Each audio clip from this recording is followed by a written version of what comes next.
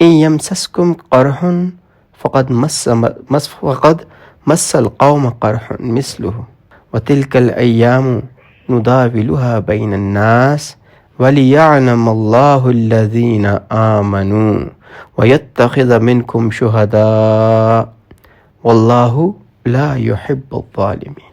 ان یمسسکم، اور اگر تمہیں چھوا ہے، مس کیا ہے، پہنچا ہے، قرح زخم، چھوٹا سا بظاہر زخم، فقد تو تحقیق تو البتہ مس القوم ایک دوسری قوم کو، قرح اس کو بھی تو پہنچا ہے، اس کو بھی تو چھوا ہے قرح نے، زخم نے، مثلہ اسی جیسا، وتلک اور یہ تو الایام ایام ہیں، دن ہیں، حالات ہیں، نداولوہا بدلتے رہتے ہیں، ایک کے بعد دوسرے کو ملتا ہے، دوسرے کے بعد تیسرے کو ملتا ہے، بدلتے رہتے ہیں ہم ان کو، باری باری بدلتے ہیں ان کو، بین الناس لوگوں کے درمیان۔ یعنی یہ جو حالات ہیں، کبھی خوشی، کبھی غم، کبھی فتح، کبھی شکست، یہ کیا ہے؟ یہ تو اللہ بدلتے ہیں لوگوں کے درمیان۔ اور یہ تمہارے ساتھ جو ہوا، وَلِيَعْلَمَ تاکہ اللہ معلوم کر لے، اللہ جان لے، اللہ الذین ان لوگوں کو جو آمنو حقیقی ایمان والے ہیں، وَيَتَّخِذَ اور بنائے منکم تم سے شہداء شہید، گواہ کہہ لیں، یا جو وفات پانے کے معنی، شہادت کے معنی میں دونوں لے لیں۔ واللہ اور اللہ لا یحب نہیں دوست رکھتے، نہیں پسند کرتے، نہیں محبت کرتے الظالمین ظالمین کو۔ اللہ مسلمانوں کو تسلی دے رہے ہیں کہ تم تو ویسے ہی کامیاب ہو کہ تم ایمان والے ہو، اور اگر تمہیں کوئی زخم لگا ہے، کوئی تکلیف پہنچی ہے، کوئی صدمہ پہنچا ہے، تو تم سے پہلے دوسروں کو بھی تو پہنچا ہے۔ غزوہ بدر میں ان کے 70 بڑے بڑے جو ہے وہ سردار شہید ہوئے تھے، بہت سے لوگ جو ہے وہ قیدی بنے تھے، ان کو زخم نہیں پہنچا، ان کو صدمہ نہیں پہنچا۔ قرح کہتے ہیں اس زخم کو جو جلد کے اوپر ہو، جیسے کوئی خراش آ جاتی ہے، یا جیسے کوئی پھوڑا ہو جاتا ہے باڈی پہ جو اوپر ہے۔ اس کے جو دوسرا ورڈ یوز ہوتا ہے گہرے زخم کے لیے، اس کو جرح کہتے ہیں۔ آپ نے دیکھا ہوگا جراح کہتے ہیں سرجن کو، آلات جراحی، ایسے آلات جو سرجری کے لیے یوز ہوتے ہیں۔ تو جرح اس زخم کو کہتے ہیں جو باڈی کے اندر پینیٹریٹ کر، جو ہڈی تک پہنچ سکے، اندر چائے۔ قرح کہتے ہیں ایک ایسا زخم جو جلد کے اوپر ہو، جو گہرا نہ ہو۔ تو اللہ کہتے ہیں تمہیں گہرا زخم تو نہیں پہنچا، اور یہ صرف تمہارے ساتھ تو نہیں ہے، تم سے پہلے دوسروں کو بھی تو یہی پہنچا ہے۔ اور وَتِلْكَ الْأَيَّامُ نُدَاوِلُهَا بَيْنَ النَّاسِ، اسی جیسا ایک زخم ان کو بھی تو پہنچا ہے۔ انہوں نے تو ہمت نہیں ہاری، وہ تو اندر سے کمزور نہیں پڑے، وہ تو 1 سال بعد لشکر لے کے تمہارے اوپر چڑھائی کرنے آ گئے، اور وہ تو مسلمان بھی نہیں ہے، وہ تو مومن بھی نہیں ہے۔ تم تو مومن ہو، تم کیسے شکست کا شکار ہو سکتے ہو؟ تم اندر سے کیسے ٹوٹ پھوٹ سکتے ہو؟ تمہارے اندر وہن کیسے آ سکتا ہے؟ جیسے میں نے عرض کیا تھا نا، وہن سے کیا مراد ہے کہ ایک چیز جو بظاہر تو سالڈ لگ رہی ہے، بظاہر مضبوط لگ رہی ہے، لیکن اندر سے کھوکھلی ہو چکی ہے۔ تو ان کو بھی پہنچا ہے، تمہیں بھی پہنچا ہے، اور یہ تو حالات ہیں، کبھی شکست اور کبھی کامیابی۔ وَتِلْكَ الْأَيَّامُ نُدَاوِلُهَا بَيْنَ النَّاسِ، یہ اللہ تبدیل کرتے رہے، اور اس سے اللہ کی کئی جو ہے اس میں حکمتیں ہیں۔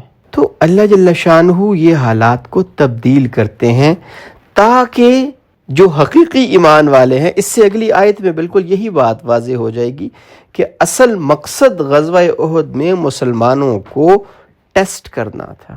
ایک اللہ نے فتح دے دی، دکھا دی، اپنی آنکھوں سے دیکھ لیا فرشتے آتے ہوئے اور لڑتے ہوئے، اور مسلمانوں کو بغیر حالات کے فتح ہوتے ہوئے اللہ نے سامنے دکھا دی، اور پھر ایک فتح کی صورت کو شکست میں بدل کر کے بھی دکھا دیا کہ اس وقت دیکھیں کہ کون حقیقی معنوں میں ایمان والا ہے. وَلِيَعْلَمَ اللَّهُ الَّذِينَ آمَنُوا، تاکہ اللہ دیکھ لیں کہ کون حقیقی معنوں میں ایمان والا ہے، کس کے دل کے اندر جو ہے وہ ایمان ہے، جو ہر سرد گرم میں اللہ کی دین پہ راضی ہے. اور تعویل عام کے اعتبار سے یاد رکھیں وَتِلْكَ الْأَيَّامُ نُدَاوِلُهَا بَيْنَ النَّاسِ، اللہ یہ چیزوں کو، حالات کو لوگوں کے درمیان الٹ پھیر کرتے رہتے، کبھی ایک کے پاس کبھی دوسرے کے پاس، کبھی ایک کو اچھائی ملی کبھی دوسرے کو، کبھی ایک کا پانسا جو ہے وہ اونچا ہو گیا کبھی دوسرے کا. یہ اللہ کا ایک قانون ہے.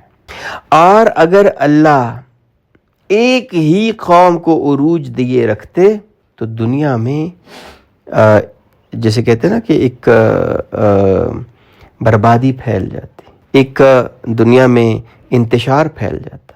کیوں؟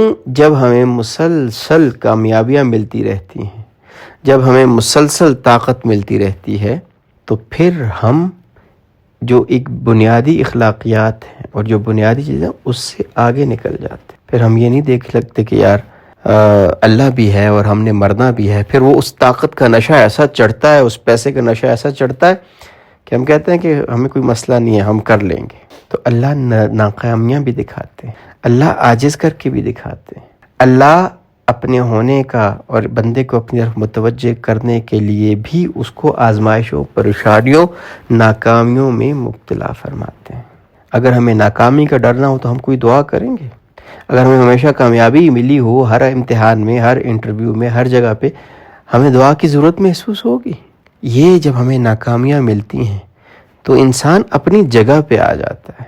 اور وَلِيَعْلَمَ اللَّهُ الَّذِينَ آمَنُوا، اللہ دیکھتے ہیں کہ کون ایمان والے ہیں جو ناکامی کے بعد بھی، دعا قبول بظاہر نہ ہونے کے بعد بھی اللہ سے اپنی آس، اپنی امید نہیں توڑتے، اللہ کے ساتھ جڑے رہتے ہیں. وَلِيَعْلَمَ اللَّهُ الَّذِينَ آمَنُوا. اور غزوہ احد میں باقاعدہ اللہ نے یہ کر کے دکھایا کہ منافقین پہلے علیحدہ ہو گئے، 300 کا لشکر ٹوٹ کے پہلے یہ علیحدہ ہو گیا. اللہ نے بالکل واضح کر دیا کہ یہ منافق ہے اور یہ حقیقی مسلمان ہے. اور پھر شکست ہونے کے بعد، زخم ملنے کے بعد، کچھ علماء نے اس کو قرح سے مراد صدمہ بھی لیا. نبی صلی اللہ علیہ وسلم کو بھی شدید صدمہ تھا. حمزہ رضی اللہ عنہ سے بڑی محبت تھی، بڑی اچھی نبی صلی اللہ علیہ وسلم کی ان سے بنتی تھی، چچا تھے. اور چچا صرف شہید نہیں کیے گئے، ان کی لاش کو مسخ کر دیا گیا. نبی صلی اللہ علیہ وسلم کو بھی دکھ تھا، صدمہ تھا. نبی صلی اللہ علیہ وسلم کے 70 جان نثار نبی صلی اللہ علیہ وسلم کے سامنے جو ہے جنگ میں شہید ہوئے. یقیناً بہت بڑا صدمہ تھا. تو اللہ جو ہے وہ تسلی دے رہے ہیں، پریشان نہ ہو، اداس نہ ہو. یہ اللہ عدل بدل کرتے رہتے ہیں، یہ حالات تبدیل ہوتے رہتے ہیں. اور یہ ایک ٹیسٹ تھا، یہ ایک امتحان تھا کہ اللہ دیکھ لیں، اللہ کو پتہ چل جائے. ایسا نہیں کہ اللہ کو پتہ نہیں، اللہ کو تو ہر چیز کا پتہ ہے. لیکن یہ ایک یوں سمجھ لیں خطاب کا ایک انداز ہوتا ہے. جیسے کوئی بندہ جائے اور کہے اپنے 2 بچوں گئے، چلو جی میں دیکھنا چاہتا ہوں کہ تم میں سے زیادہ تیز کون بھاگتا ہے. تو اس میں مقصد یہ نہیں ہوتا کہ میں دیکھنا چاہتا ہوں، اس میں مقصد ہوتا ہے کہ تم میں سے ان کو مقابلہ کروانا، دیکھنا، ان کو جج کرنا، ان کو گیج کرنا. وَلِيَعْلَمَ اللَّهُ الَّذِينَ آمَنُوا. اللہ جان لیں ان کو، اللہ پرکھ لیں، اللہ آزما لیں ان کو جو ایمان کا دعویٰ کرنے والے ہیں اور جو حقیقی ایمان والے ہیں. وَيَتَّخِذَ مِنْكُمْ شُهَدَاءَ. اور اللہ تم میں سے کچھ شہید کر لے. اب شہادت جو ہے یہ ایک بہت بڑا مرتبہ ہے، بہت بڑا رتبہ ہے. نبی صلی اللہ علیہ وسلم سے پوچھا، وسلم آپ کی بھی کوئی خواہش ہے؟ فرمایا ہاں، میری خواہش یہ ہے کہ میں اللہ کے راستے میں جاؤں، جہاد کروں، اور پھر مجھے شہید کیا جائے، اور پھر زندہ کیا جائے، اور پھر شہید کیا جائے، پھر زندہ کیا جائے، اور پھر شہید کیا جائے. غالباً اللہ کی معاف فرمائے یہ حدیث ہے. تو اب کتنا بڑا رتبہ ہے کہ نبی صلی اللہ علیہ وسلم بھی خود اس رتبے کی خواہش کر رہے ہیں. شہید کوئی عام تو نہیں ہے. شہداء کے بارے میں جو ہے اللہ کے نبی صلی اللہ علیہ وسلم نے خود ان کے بارے میں ان کی بتائی کہ وہ خاص ہیں، ان کو مردہ مت کہو، وہ زندہ ہیں، اللہ کے ہاں وہ رزق دیے جاتے ہیں، یعنی ابھی اٹھ کے وہ جنت میں چلے گئے اور ان کے ہاں اللہ کے ہاں ان کی مہمانی ہو رہی ہے۔ تو اللہ نے چنے ہوئے لوگ ہیں جن کو اللہ یہ رتبہ عطا کرنا چاہتے ہیں۔ وَيَتَّخِذَ مِنْكُمْ شُهَدَاءَ، اللہ تم میں سے شہید چن لے شہیدوں کو، اور اللہ ان کی مہمانی کرے، ان کو مرتبہ دیں، ان کا رتبہ بلند کریں۔ واللہ، اور اللہ، لا يحب الظالمین، جو ظلم کرنے والے ہیں، ظالم ہیں، جو چیز کو جہاں پہ ہونی چاہیے اس سے ہٹا کے رکھتے ہیں، جہاں پہ ہماری نظر ہونی چاہیے، جہاں پہ ہماری سوچ ہونی چاہیے، جو ایمان کا تقاضا ہونا چاہیے، جو وہ نہیں کرتے، اللہ ایسے لوگوں کو پسند نہیں کرتے۔ اللہ کو ایسے لوگوں سے محبت نہیں ہے۔